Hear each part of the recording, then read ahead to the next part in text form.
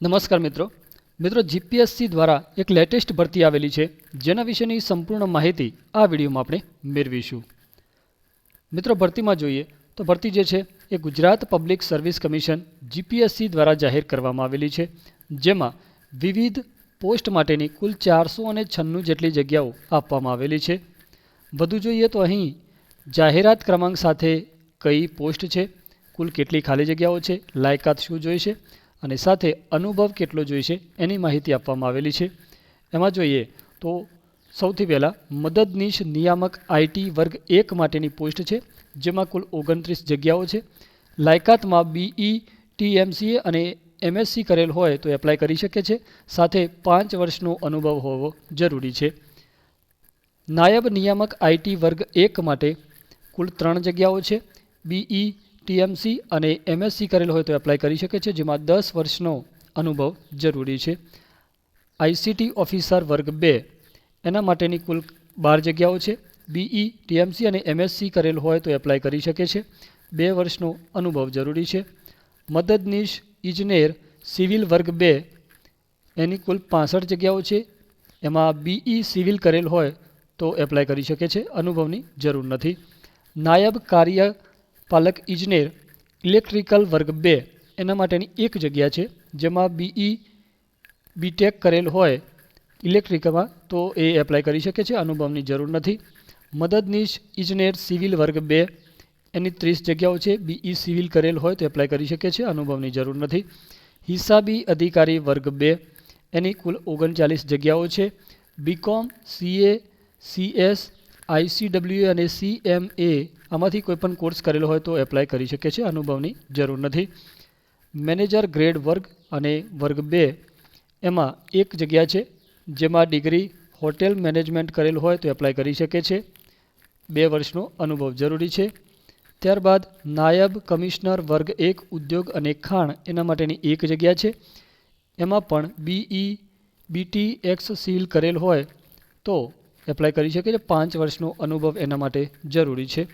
મદદનીશ કમિશનર વર્ગ 2 ઉદ્યોગ અને ખાણ એની 2 જગ્યાઓ છે, બીઈ બીટીએક્સ સિવિલ કરેલ હોય 2 વર્ષનો અનુભવ તો એપ્લાય કરી શકે છે। નાયબ નિયામક વર્ગ 1 એમાં 1 જગ્યા છે, પોસ્ટ ગ્રેજ્યુએટ હોય 5 વર્ષનો અનુભવ હોય તો એપ્લાય કરી શકે છે। મદદનીશ નિયામક વર્ગ 2 ઉદ્યોગ અને ખાણ એની 1 જગ્યા, એની ગ્રેજ્યુએટ કરેલ હોય કોઈ પણ તો એપ્લાય કરી શકે છે, 5 વર્ષનો અનુભવ જરૂરી છે। મદદનીશ વ્યવસ્થાપક વર્ગ 2 ઉદ્યોગ અને ખાણ એની 1 જગ્યા છે, જેમાં ડિગ્રી કરેલ હોય તો એપ્લાય કરી શકે છે, 2 વર્ષની અનુભવ જરૂરી છે।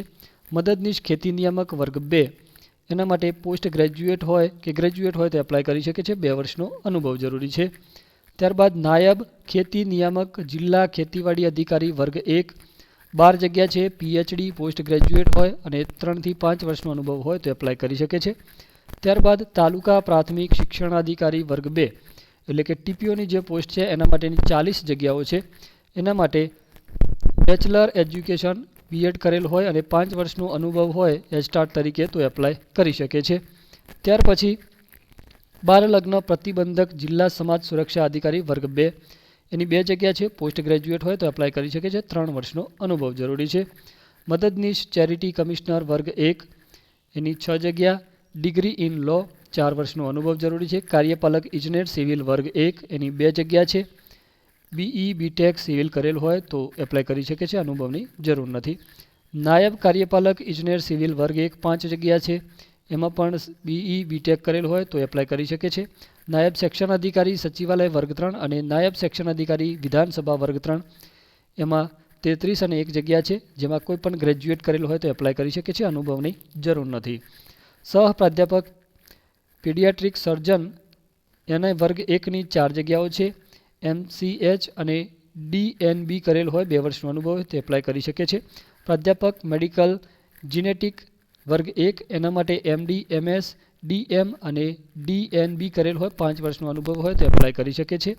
પીડિયાટ્રિક તજજ્ઞ સેવા વર્ગ 1 ગુજરાત આરોગ્ય એના માટેની 141 જગ્યાઓ છે, એમાં એમડી ડીએનબી અને પીજીડીપી કરેલ હોય તો 2 વર્ષનો અનુભવ હોય તો એપ્લાય કરી શકે છે। છેલ્લે ડેન્ટલ સર્જન તજજ્ઞ સેવા વર્ગ 1 એના માટેની 10 જગ્યા છે, જેમાં એમડીએસ અને ડીએનબી કરેલ હોય તો એપ્લાય કરી શકે છે, અનુભવની જરૂર નથી. તો આ રીતે મિત્રો પોસ્ટ મુજબ કેટલી જગ્યાઓ છે, લાયકાત શું જોઈએ છે અને અનુભવ છે એની અહીંયા માહિતી આપવામાં આવેલી છે. તમે અહીંયાથી સ્ક્રીનશોટ લઈ શકો છો. વિડીયોના ડિસ્ક્રિપ્શનમાં આની લિંક આપવામાં આવેલ છે, ત્યાંથી પણ તમે માહિતી જોઈ શકો છો.